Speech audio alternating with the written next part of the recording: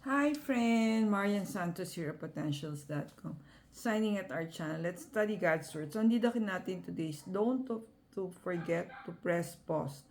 The Bible verse is from Sirach 1 verse 4. Wisdom was created before all things, and prudent understanding from eternity. He lavished her wisdom upon those who loved him. So the one who wrote today's story is uh, Marian Mencias, one of book authors sa PICCPs, no. Hindi ko lang ma-remember ngayon yung book that she wrote, no.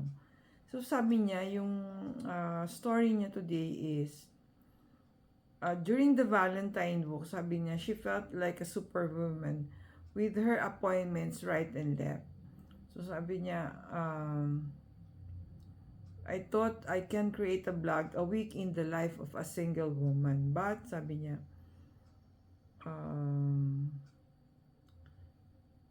she wanted to show the single season is so exciting with God. But yun, unfortunately, she got sick, so she has to cancel her appointment. So, yung realization niya na, sabi niya, she is someone with passivity and maximizer in her top 5 gold up talents. But, yun, sometimes you have to make such decision because yun nga, yung, what,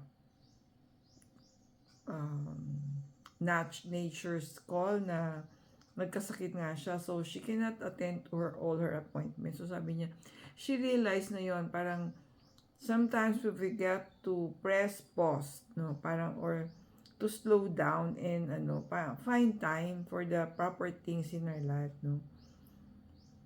So, sabi niya, I also have to remember that what I'm doing is God's project, not mine. Therefore, I always have to take time to pause and ask what the boss or God has to say. So, friend, yun, baka we are so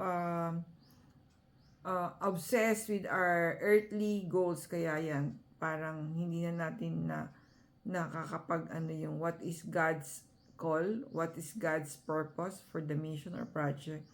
So, yung reflection natin today, when was the last time you paused and consulted God about the things on your plate? So, if ever, did we consult o baka nag-decide lang tayo on our own?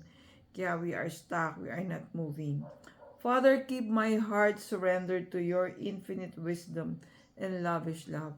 Thank you for watching. See you on our next video.